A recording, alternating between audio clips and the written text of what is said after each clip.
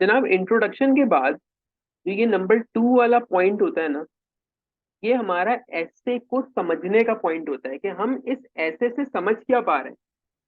Means ये topic है किस बारे में। तो इज वर्ल्ड पीस पॉसिबल, क्या बनना चाहिए हमारा पॉइंट 2 इससे।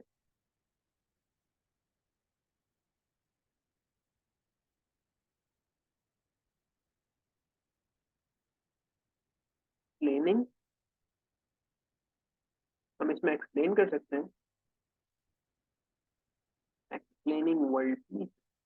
जी वर्ल्ड पीस होता क्या है, या हम यूं लिख सकते हैं कर्सरी ग्लैंस। नहीं नहीं, फैक्टर्स तो बाद में आएंगे ना, अभी तो हम बना रहे हैं, अभी तो ऐसे बनना शुरू हुआ है। Explaining a cursory glance on the current situation of the globe. ठीक है, मतलब मैं अगर एग्जाम टाइम पे हूँ और ये मैं अगर आपके सामने ही बना रहा हूँ, तो मैं शायद इस वाले पार्ट को ज्यादा प्रेफरेंस दूंगा, इसके ऊपर लिखने की कोशिश करूंगा मैं। ठीक है, cursory glance on the current situation of the globe. उसका रीजन क्या है, उसका रीजन यही है कि मैं एग्जामिनर को पहले बताऊंगा कि देखो अभी क्या सिलसिला चल रहा है,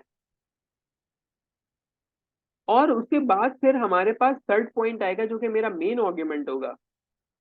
अगर मुझे लगता है कि world peace is not possible, तो मेरा पॉइंट ये होना चाहिए, example proving that world peace is not possible. ठीक है, अब मैं यहाँ पे एग्जाम्पल्स कोट करूंगा कि भाई कौन कौन सी ऐसी एग्जाम्पल्स है जो कहती हैं कि वर्ल्ड पीस जो है वो पॉसिबल नहीं है। बात समझ में आ रही है यहाँ तक।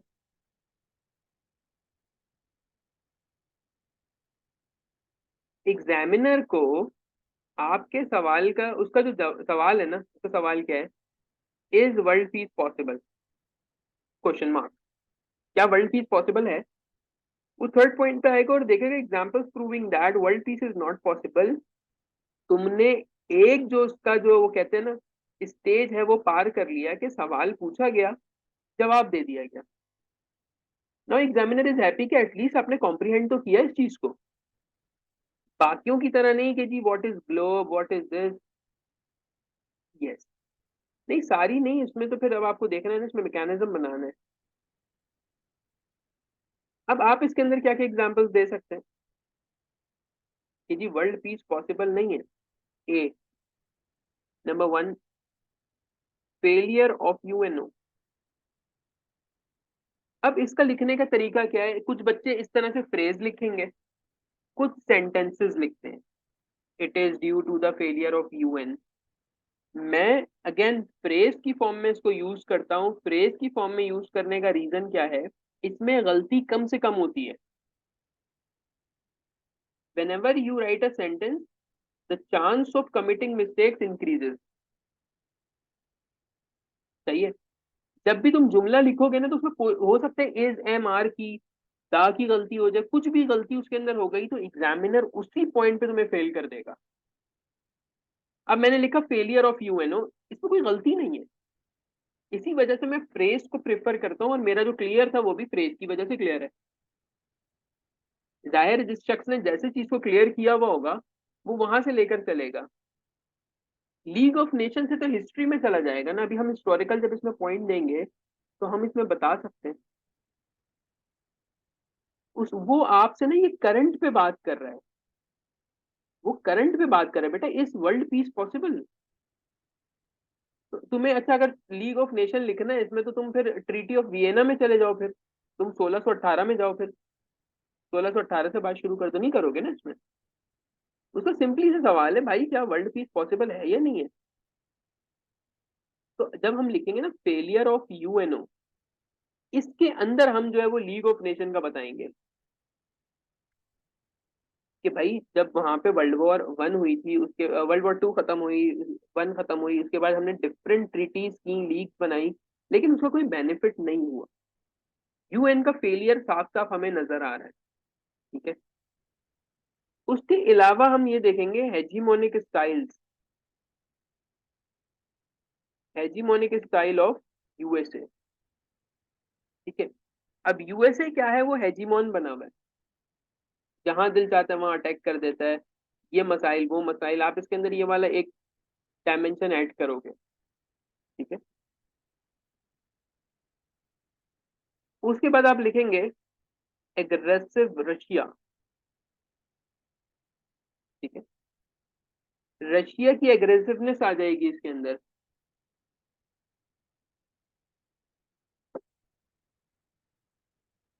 Peaceful rise of China.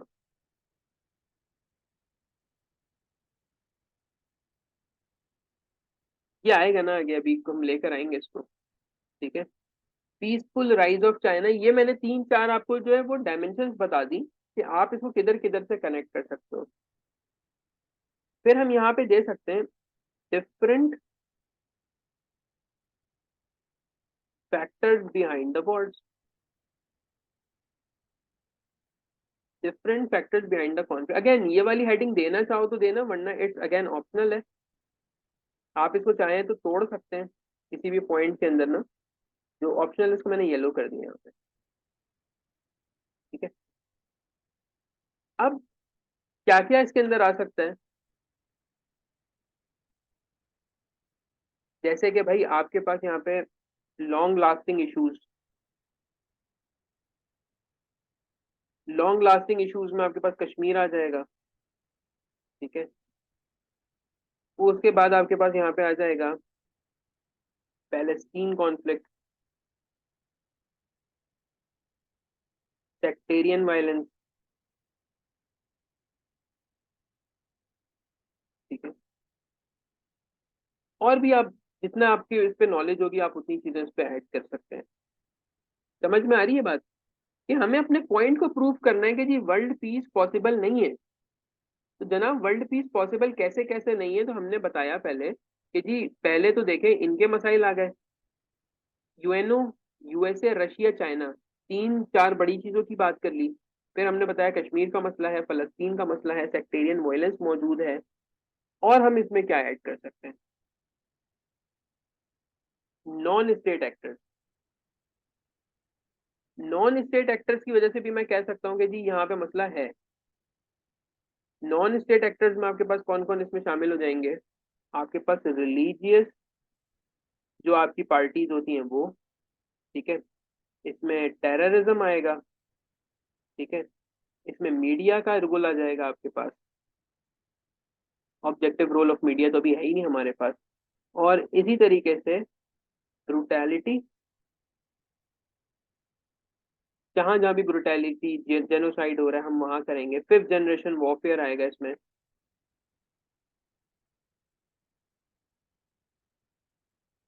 ठीक है, ये भी हम वो पॉइंट्स ऐड करेंगे।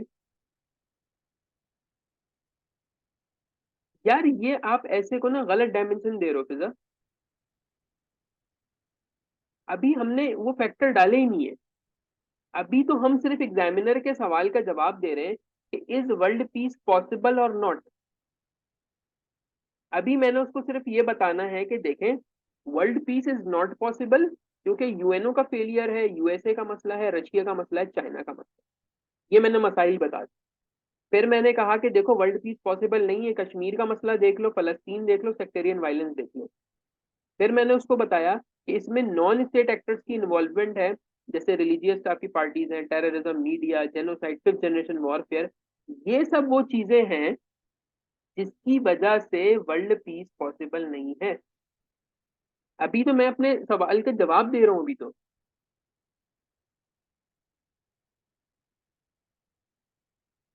यस, आप इसके अंदर फिर आप दे सकते हैं कि जी आपने ये पॉइंट दे दिए, उसके बाद आप दे सकते हैं factors showing that world peace is possible.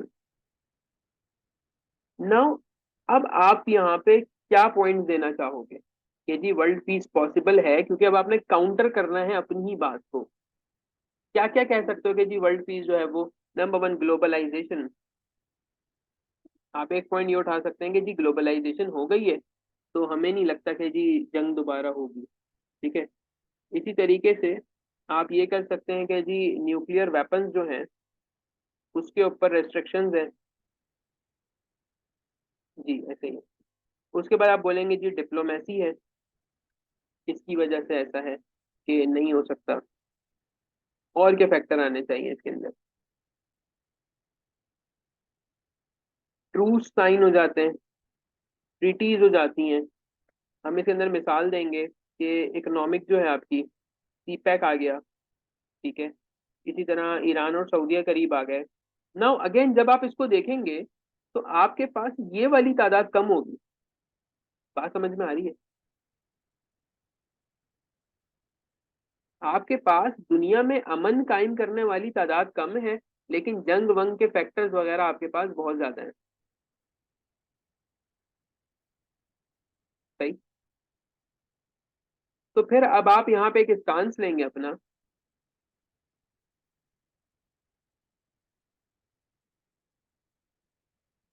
बात समझ में आ रही है?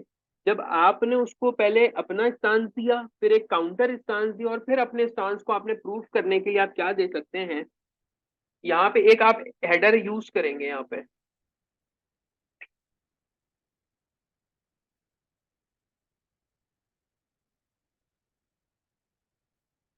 रिकमेंडेशंस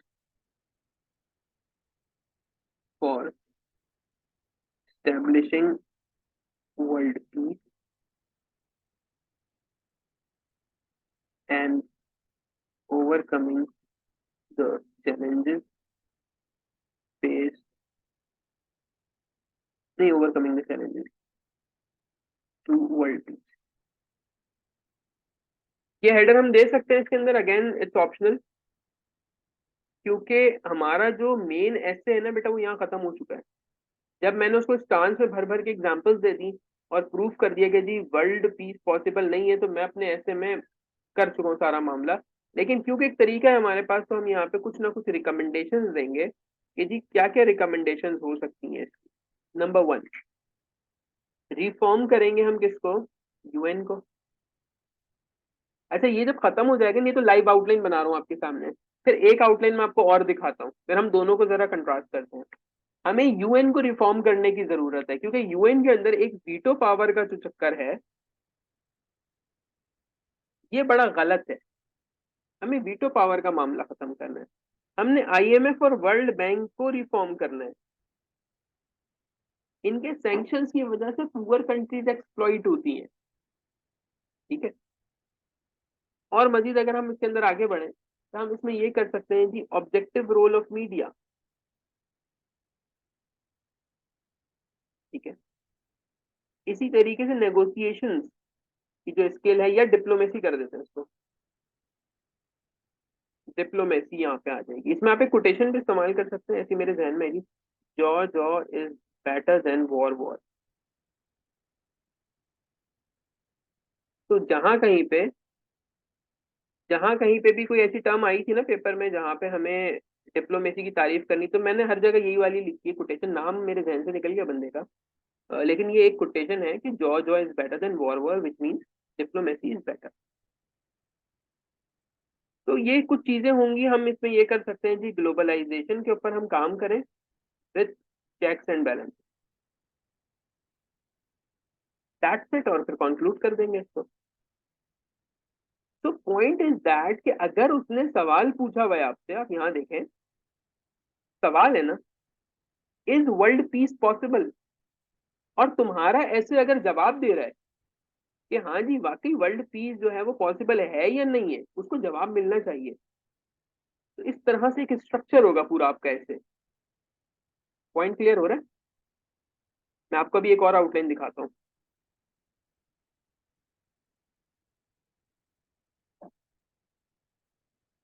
ये क्लियर हो गया तो बताया, मैं आपको एक आउटलाइन दिखाता हूँ।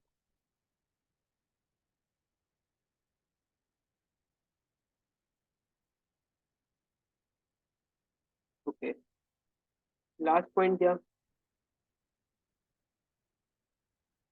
मतलब कि आप ग्लोबलाइजेशन जो कर रहे हैं, आप बिल्कुल उसके ऊपर, जैसे आपने रशिया और यूक्रेन के साथ आप क्या कर रहे थे, आप आटा मंगवा रहे थे, ठीक है। आप यूक्रेन से भी आटा ले रहे थे, आप रशिया से भी ले रहे थे, तो नाउ आप फंस गए ना, मुल्क में इन्फ्लेशन हो गया इनकी जंग की वजह से। तो अब नेक्स्ट जो गवर्नमेंट हो वो ये पॉलिसी बनाए कि भाई हम या तो ब्राजील से ले लें, हम इंडिया से हम कुछ ऐसा करें कि हमें इनके ऊपर डिपेंडेंसी ना हो। ठीक है, हम जो है चेक्स एंड बैलेंसेस का क्या मतलब होता है, हम चीजों को बहुत मुहतात अंदाज में लेकर चलेंगे, हर जगह अकाउंटेबिलिटी होगी। पॉइंट समझ में आया?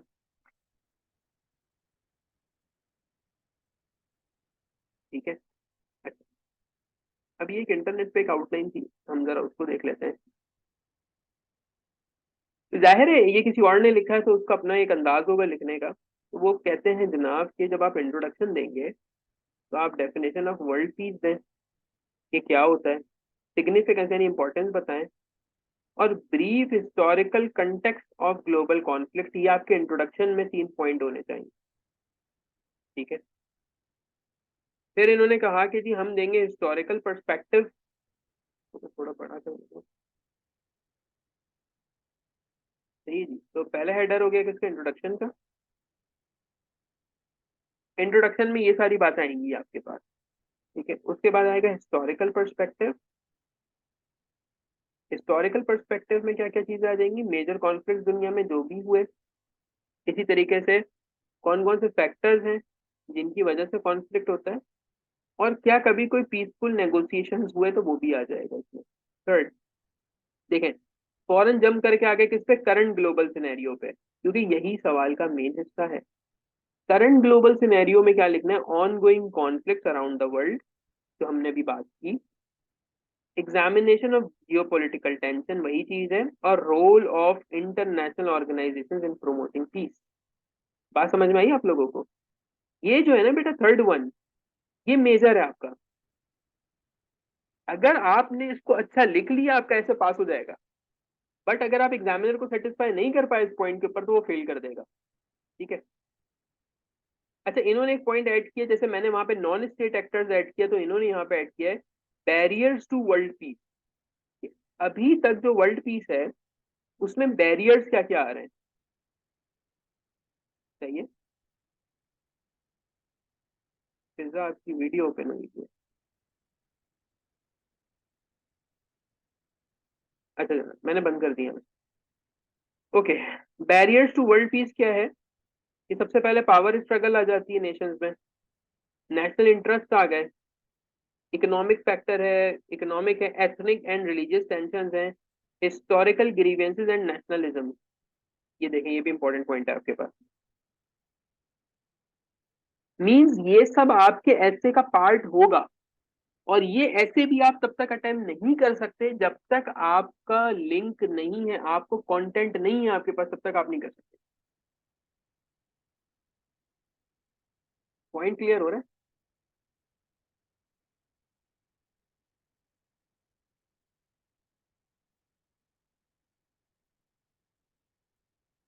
उसके बाद आपके पास आ गया कि जी प्रोमोटिंग ग्लोबल कॉपरेशन।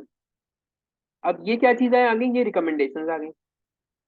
ठीक है, क्या रिकमेंडेशंस आ गई जी, कि जी डिप्लोमेसी बढ़ाइए, आप इंटरनेशनल रिलेशंस को स्ट्रेंथन कीजिए, यूएन का पीस कीपिंग मिशन हो। ये बातें हमने कर ली है सारी। ठीक है। फिर एजुकेशन और कल्चरल एक्सचेंज हो, जिसमें हमने लिखा जी के मीडिया का रोल हमने हाईलाइट कर दिया उसके अंदर।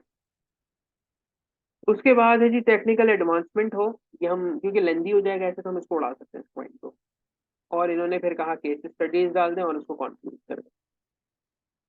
दिखाने का मकसद आपको डिफरेंट आउटलाइन में ये भी है कि जो चीजें हम लिख रहे हैं इस तरीके से बैठ के, कि उसको तोड़ तोड़ के पॉइंट में समझ के, बाकी भी वही चीजें, बट लिखने का अंदाज डिफरेंट है, क्राइटेरिया उनका थोड़ा सा डिफरेंट होता है।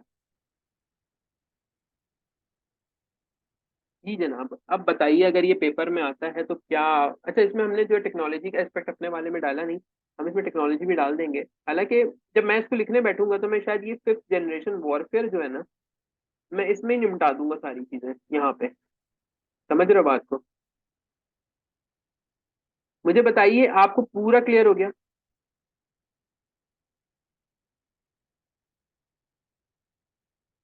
समझ में आ गया सिलसिला कि जी कैसे, अगर ये ऐसे आएगा तो कैसे, और अगर क्वेश्चन मार्क वाला कोई भी आता है, is gender equality achievable in Pakistan, again a question mark, तो सवाल का जवाब देना है आपने।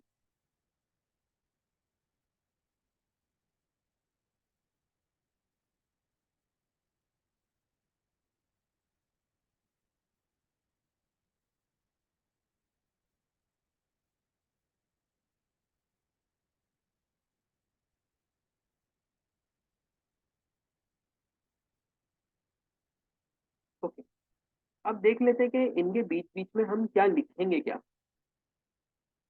सबसे पहले आपके पास आया फेलियर ऑफ यूएन। दुनिया में यूएन किधर किधर फेल हुआ हम बता देंगे।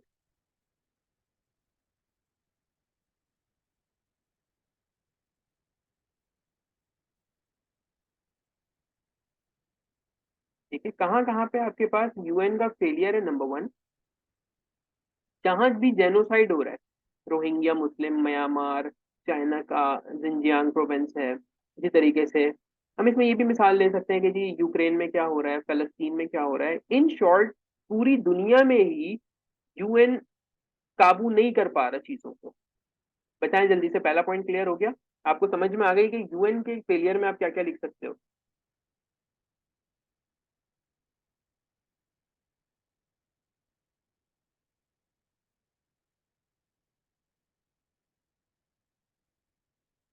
तो जहां जहां पे जेनोसाइड वगैरह आ रही है आप वहां पे ये पॉइंट ऐड करेंगे। उसके बाद हेजिमोनिक स्टाइल ऑफ यूएसए, इसके अंदर आप ये बता सकते हैं कि जी यूएसए किस तरीके से चीजों को लेकर चल रहा है। जैसे ग्लोबल वार्मिंग के लिए ट्रीटी हुई, ट्रीटी से बाहर हो गया ये।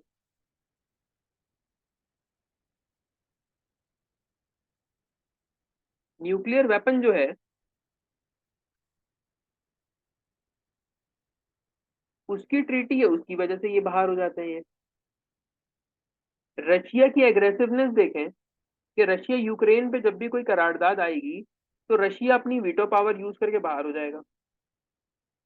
ये वहां से डिफरेंट ममालिक को थ्रेट भी कर सकता है। ये पूरा सिस्टम रशिया खुद चलाता है अपना। ठीक है, चाइना क्या कर रहा है, चाइना अपनी इकोनॉमी को स्ट्रेंथन कर रहा है। ठीक है, फॉर दैट रीजन ये ताइवान के साथ उलझ रहा है, ये हांगकांग के साथ मसले के अंदर है, ये इंडिया के साथ मसले के अंदर मौजूद है। और ये ऐसे कॉन्फ्लिक्ट हैं जिसमें किसी भी टाइम कहीं से भी जंग स्टार्ट हो सकती है। बताएं, ये बड़े बड़े कॉन्फ्लिक्ट क्लियर हुआ आप लोगों को?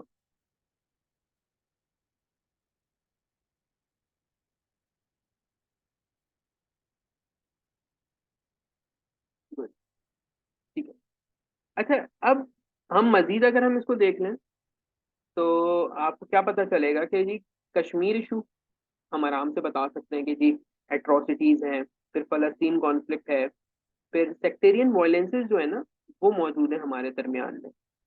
और इसके अंदर हम और भी लिख सकते हैं चीजें, कि ईरान इराक का मसला, पाकिस्तान के अंदर जो मसाइल हैं, बलूचिस्तान इशू आ जाएगा इसके अंदर, खालिस्तान मूवमेंट आएगी, इसमें हम डाल सकते हैं।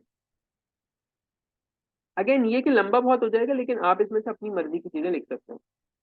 तो ये भी ऐसी चीजें जो कि खत्म नहीं हो रही है। नगोर्नो काराबाग आ जाएगा, मतलब हम लिखते जाएंगे और इसके अंदर हम अपने हिसाब किताब से चीजों को ऐड और सब्ट्रैक्ट करेंगे।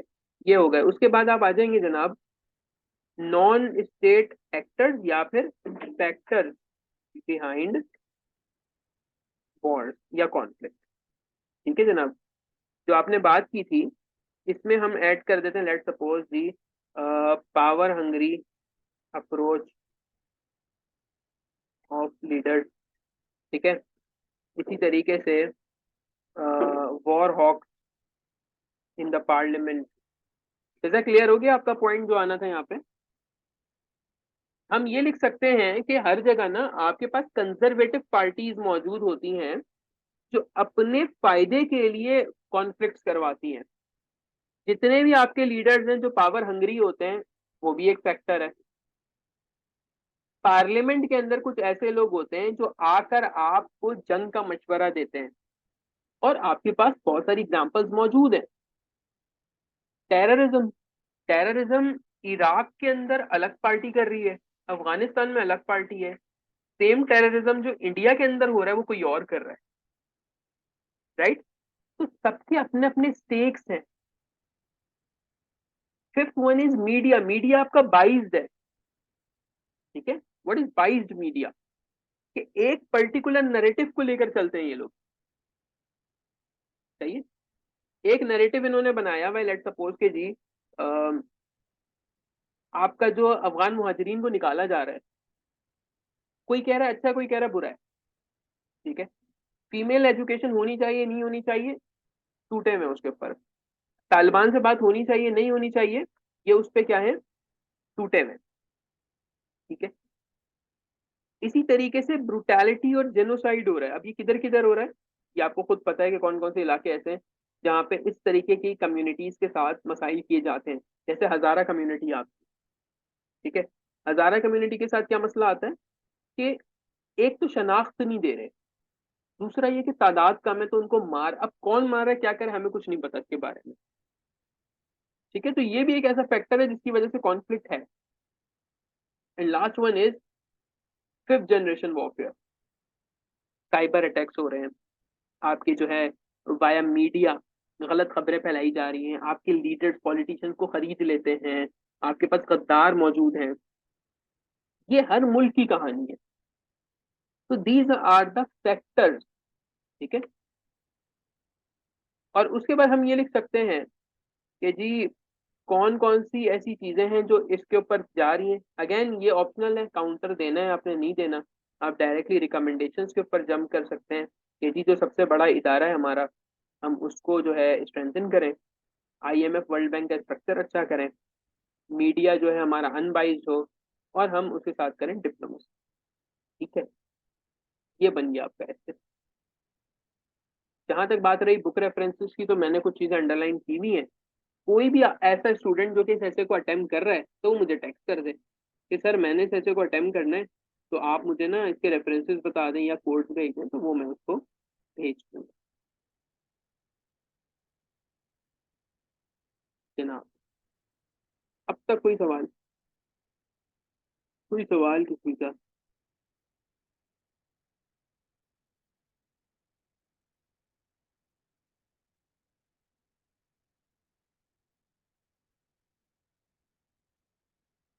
इसको मैं सेव करके आपको ग्रुप में भी डाल दूँ, ठीक है। फिजा, मासूमा और फरा, आपका कोई सवाल है इससे रिलेटेड तो पूछना बेटा।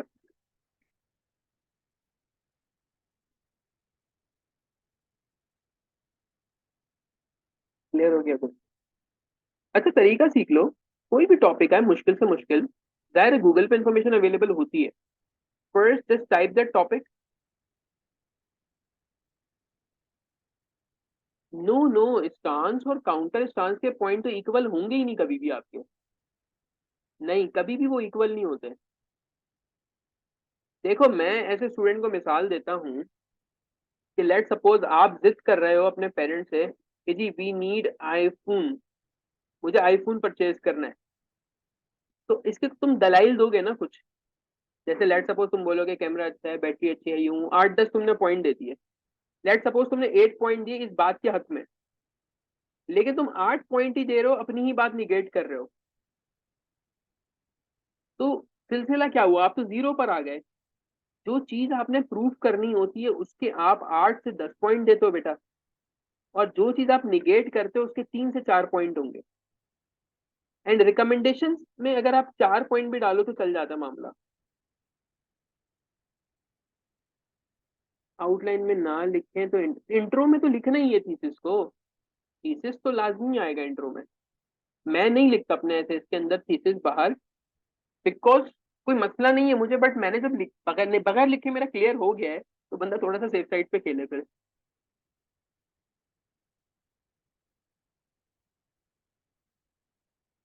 तो एक स्ट्रक्चर फॉलो करें ऐसे का कि मेन आर्ग्यूमेंट आपके पास 8 से 10 होंगे, काउंटर में 3 से 4 होंगे, और रिकमेंडेशन के 4 पॉइंट। केस स्टडी आई तो आई, वरना दफा करो, कंक्लूड करो। Now it depends on your writing फिजा, कि थीसिस आपने शुरू में लगाना है, बीच में लगाना है, या आखिर में। इट डिपेंड्स कि तुम स्टार्ट कैसा ले रहे हो। क्योंकि मेरी आदत जो है लिखने की, मैं हिस्ट्री से शुरू करूंगा, उसको फिर मैं ग्लोब पे लाऊंगा, फिर मैं एशिया पे लाऊंगा, और फिर मैं किसी टॉपिक को कनेक्ट करूंगा। तो मेरा यूजुअली लास्ट में जाता है, right. But it can very. आप कैसे लिखते हो मुझे नहीं पता कि आपका राइटिंग स्टाइल क्या है। आया कि आपके पास इतनी नॉलेज है कि आप कोटेशन से स्टार्ट कर रहे हो, आप किसी बुक से स्टार्ट कर रहे हो, इट डिपेंड्स यार। सवाल किसी और का कोई?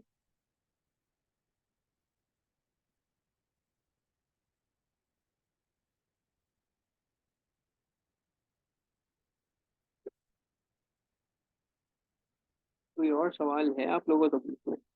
All clear, good.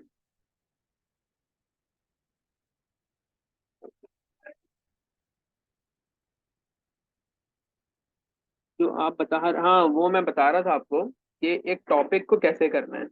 ठीक है, लेट सपोज आपने जो एक टॉपिक लिखा गूगल पे, गूगल आपने किया जनाब, justice delayed is justice denied. Again एक अच्छा टॉपिक है, मुश्किल टॉपिक है। आपको गूगल से कुछ डेटा मिलेगा, सही है। आप रैंडमली उस डेटा को रीड करके, या आपको बना बनाया ऐसे भी मिल जाएगा, थोड़ी सी एफर्ट करें तो मिल जाता है। आप उसको रीड करें, सीएसएस ऐसे लिखे, पीएमएस ऐसे लिखे, मिल जाएगा। उसको ना नोट डाउन कर लें अपने पास। वर्ड पे, लैपटॉप पे कर सकते हो वर्ड पे, वरना उठा के व्हाट्सएप के ऊपर कॉपी कर दिया उसको। इसी तरीके से दो चार डिफरेंट आउटलाइन को सेव कर लें। पूरा पूरा ऐसे नहीं बेटा, सिर्फ आउटलाइंस को। उसके बाद जब वो सेव कर लें, फिर अपना सोचें कि यार इस ऐसे को मैं कैसे लेकर चलूंगी। जब अपना बना लें इसको, उसके बाद उन आउटलाइंस को देखें। जो सिमिलर सिमिलर चीजें उनके सेंटेंस को बेहतर करें, फ्रेजेस को बेहतर करें। और जो सिमिलर नहीं है तो सोचे कि ये जो डायमेंशन है वो उस बंदे ने डाली है, वो क्यों डाली है। इस तरह से आपका ऐसे बन जाता है। या कोई बुक आपके पास पड़ी हुई है तो उससे आप हेल्प आउट लेकर सकते हो वहां से। बट ये जो टाइप के ऐसे मैं आपको करवा रहा हूँ, क्वेश्चन मार्क वाले, कोटेशन बेस या एब्स्ट्रैक्ट वाले टॉपिक्स, ये मेजोरिटी लोग कहेंगे कि इसको छोड़ दें। राइट, बिकॉज एक एस्पिरेंट की लिमिटेशंस होती हैं। आपकी ऑब्जर्वेशन में, मेरी ऑब्जर्वेशन में डिफरेंस है। आपने अपनी जिंदगी में जो चीजें फेस की हैं, मैंने जो फेस की हैं, वो इंटायरली डिफरेंट होंगी। मेरा रीडिंग मटेरियल, आपका रीडिंग मटेरियल डिफरेंट होगा। सही है, बहुत सारे लोग कहते हैं जी जो सीएसएस वाले रिकमेंड करते हैं वही किताबें पढ़ें सिर्फ। नहीं, वाई, वो तो सब पढ़ेंगे। वाई नॉट कि हम डिफरेंट चीजें करें। बात समझ में आ रही है। मैंने आपको दिखाया कि एक सीएसपी साहब ने अपने पेज पे लिखा हुआ कि ऐसे जब अटेम्प्ट करें तो आप हुक डालें यहाँ पे। ठीक है, उन्होंने जी एक चीज लिख दी, हुक। उस पे 100 150 लोगों ने शेयर किया हुआ है। अब उसमें जो बच्चा पढ़ रहा है वो इधर ही कंफ्यूज है यार, हुक होता क्या है। और वो तो ये सोच रहा है कि किसी सीएसपी ने डाला तो नाउ इट इज मैंडेटरी के हुक डालना है यहाँ पे। यही चीज उसे फेल करवाएगी। क्योंकि टॉपिक ये थोड़ी आ रहा है कि करप्शन, टॉपिक ग्लोबल वार्मिंग नहीं आ रहा जो आप रट्टा लगा के हुक लिख लो। टॉपिक कनेक्शन के अंदर आता है, कनेक्शन में। ऐसे का पेपर आपको तोड़ेगा तबीयत से। आप बैठे तो सही, आप मेंटली फिजिकली आप एक मॉक तो जरा लिखें। 3 घंटे में आप जरा लिखें 2000 वर्ड, आपको लग पता जाएगा कि जी हुक हुक तब याद आता है या नहीं आता। बात समझ रहे हो कि सर मैं कोटेशन लगाना चाह रही हूँ ऐसे के अंदर। मैंने कहा ठीक है, जो टॉपिक मैं देता हूँ उस पर कोटेशन लगा दो।